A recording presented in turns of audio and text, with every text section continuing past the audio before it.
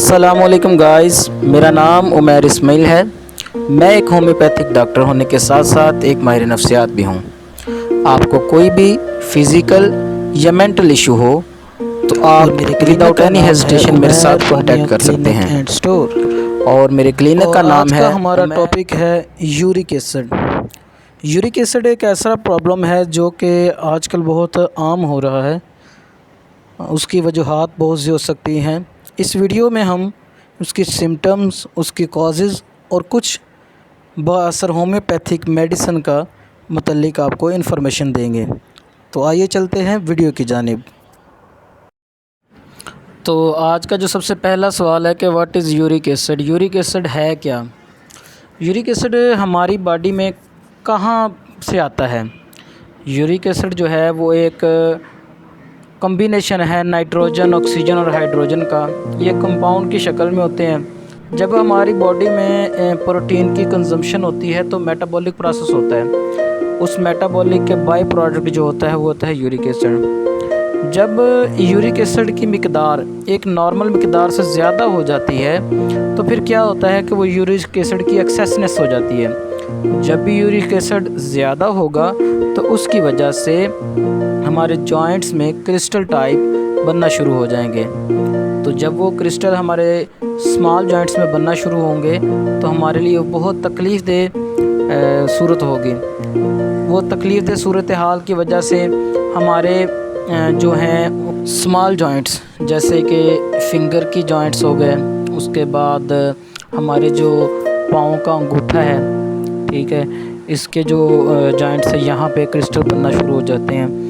तो उस वजह से बहुत तकलीफ़ होती है। फिर आगे कुछ इसकी सिम्टम्स आ जाती हैं। सिम्टम्स में क्या आता है कि पेन इन स्मॉल जॉइंट्स, कि हमारे जो पेन होती है वो स्मॉल जॉइंट्स में होती है। स्टिफनेस बहुत ज़्यादा हो जाती है, यहाँ तक कि हमारी मुट्ठी तक बंद नहीं होती, ठीक है। उसके बाद स्वेलिंग और रेडनेस, कि जहाँ जहाँ यूरिक एसिड होगा वहाँ पे सूजन होगी और वहाँ पे रेडनेस आएगी। उसके बाद आगे चलते हैं।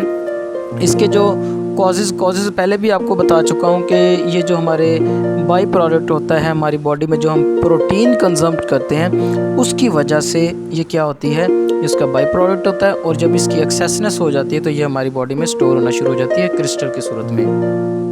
अब मैं होम्योपैथिक की आपको चंद कारआमद मेडिसिन बताता हूँ जिन्हें आप इस्तेमाल करते हुए अपना जो यूरिक एसिड है वो कंट्रोल कर सकते हैं। जो नंबर 1 और टॉप की मेडिसिन है कॉल्चिकम, 30 पावर में इस्तेमाल करेंगे।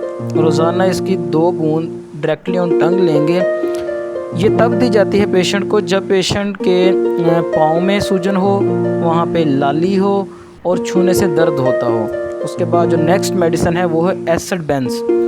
ये तब दी जाती है पेशेंट को जब पेशेंट के यूराइन में यूरिक एसिड आना शुरू हो जाए और उसकी स्मेल इतनी गंदी हो कि वो बहुत ज़्यादा स्मेलदार हो यूराइन। उसके बाद जो अगली मेडिसिन है वो है लेडमपाल। लेडमपाल तब दी जाती है पेशेंट को जब पेशेंट के टखने में पेन हो और टखना लाल हो जाए और चलने फिरने से कासिर हो।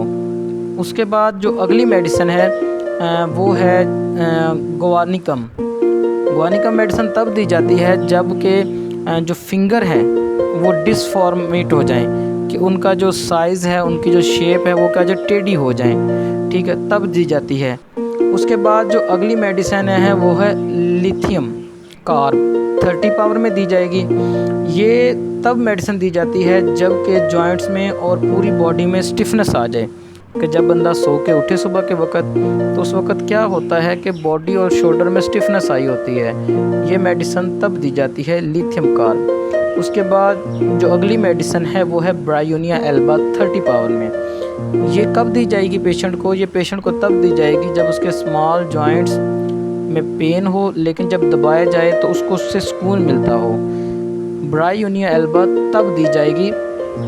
उसके बाद जो इसकी अगली कारआमद मेडिसिन है वो है काक्टस 30।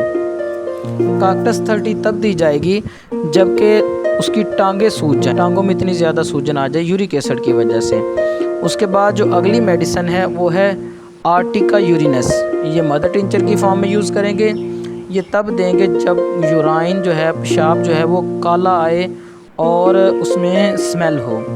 उसके बाद जो अगली मेडिसन है कारआमद मेडिसन होम्योपैथिक की, वो है ग्रेटियोला उफ। ये तब दी जाएगी मेडिसन जबकि यूरिक एसिड भी बढ़ जाए और हाइपर एसिडिटी भी हो, और एसिडिटी की वजह से क्या हो कि यूरिक एसिड की एक्सेसनेस हो जाए।